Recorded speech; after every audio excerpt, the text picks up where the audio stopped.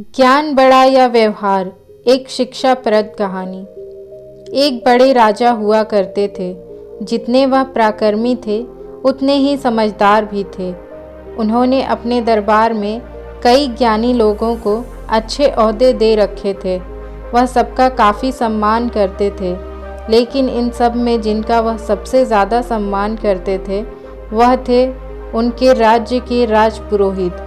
राजा राजपुरोहित को कितना मान देते थे, इसका अंदाज़ा इसी बात से लगाया जा सकता है कि जब भी दरबार में राजपुरोहित प्रवेश करते तो राजा खुद खड़े होकर उनका स्वागत करते थे और तब तक खड़े रहते थे जब तक राजपुरोहित अपने आसन पर आकर बैठ न जाए।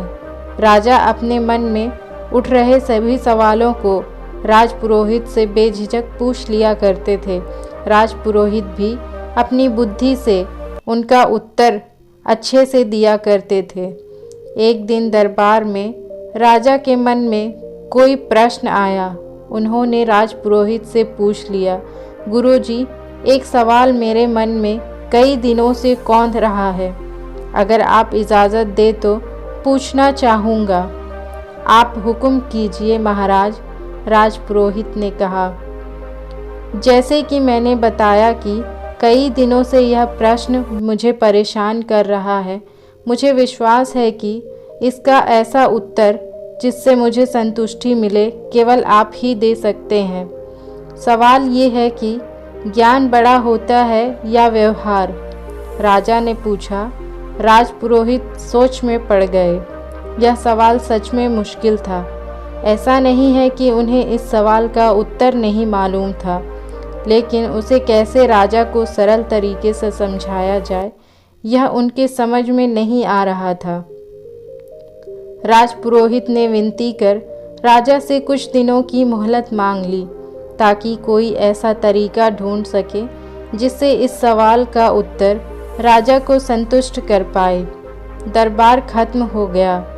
राजपुरोहित अपने घर वापस लौट गए।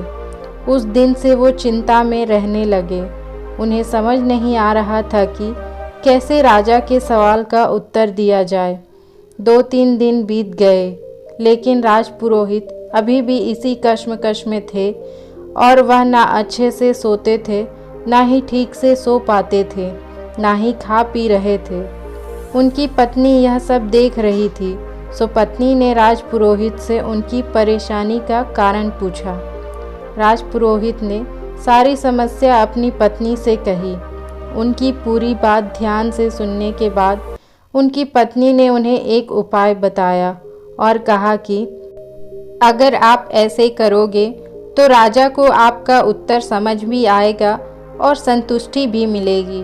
राजपुरोहित अगले दिन राजमहल गए और कहीं ना जाकर वह सीधे ही राज्य के खजाने के पास पहुँचे और खजाने में से 2 मोती चुरा लिए। उनको ऐसा करते देख खजांची ने देख लिया। खजांची को अपनी आंखों पर विश्वास नहीं हुआ। उसने सोचा शायद उसको भ्रम हुआ है, क्योंकि राजा के इतने खास राजपुरोहित चोरी करें ऐसा कोई भी नहीं मान सकता था। उनके एक बार कहने से राजा उनको बेशुमार धन दौलत दे देता। अगले दिन राजपुरोहित फिर से खजाने से 2 मोती चुरा लाए। फिर से एक बार खजांची ने यह सब देखा। अब उन्हें लगने लगा कि उन्होंने कल जो देखा था वह कोई भ्रम नहीं था। कोई दूसरा व्यक्ति होता तो तुरंत उसे पकड़कर सजा दे देते। यह तो राजा के खास राजपुरोहित थे और जितना खजांची राजपुरोहित को जानता था वह तो बड़े भले आदमी है। जरूर उन पर कोई मुसीबत आई होगी, इसलिए उन्हें ऐसा करना पड़ा होगा। यह सोचकर खजांची ने कोई भी प्रतिक्रिया नहीं दी। जब 2-3 दिनों तक फिर यही घटना दोहराई गई, तब खजांची ने अपना धर्म निभाते हुए इस चोरी की खबर राजा तक पहुंचा दी। राजा को पहले तो बिल्कुल भी विश्वास नहीं हुआ, लेकिन खजांची ने जब पूरी बात बताई कि कैसे राजपुरोहित जी 1 नहीं 2 नहीं, लेकिन पिछले 1 हफ्ते से खजाने से मोतियों की चोरी कर रहे हैं, इस बात को खजांची ने इतना जोर देकर और कसम खाकर कहा था कि राजा को भी अब उसकी बातों पर विश्वास हो गया। अगले दिन जब राजपुरोहित दरबार में आया तब राजा ने ना ही उनका स्वागत किया ना ही अपनी जगह से खड़े हुए। राजा ने राजपुरोहित से पूछा, क्या आप खजाने से मोतियों की चोरी कर रहे हैं? राजपुरोहित ने हाँ कहा और सारे मोती राजा के सामने रखते हुए कहा कि यह लीजिए सारे मोती जो मैंने चुराए हैं। राजपुरोहित का ऐसा व्यवहार देखकर राजा के साथ दरबार में बैठे सभी लोग आश्चर्यचकित थे। राजा ने राजपुरोहित से कहा, अगर आपको यह मोती लौटाने ही थे तो आपने चुराए ही क्यों?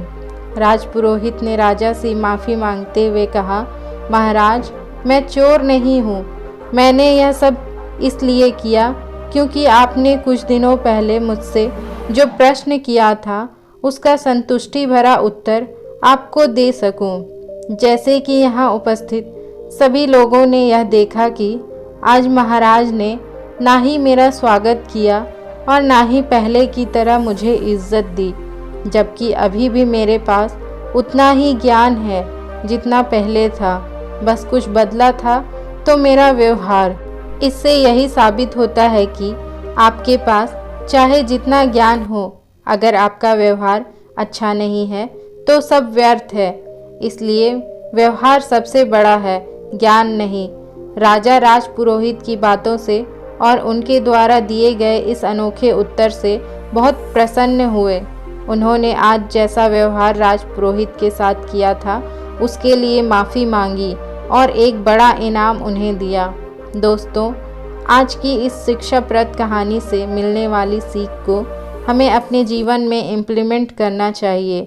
हम चाहे जितनी भी पुस्तकें पढ़ लें, अच्छे वीडियोस देख लें, अच्छे आर्टिकल्स पढ़ लें या जितना नॉलेज प्राप्त कर लें, लेकिन अगर हम उन्हें अपने जीवन में, अपने व्यवहार में नहीं लाते तो सब व्यर्थ है। कहानी अच्छी लगी हो तो चैनल को सब्सक्राइब करना ना भूलें। कहानी सुनने के लिए आपका धन्यवाद।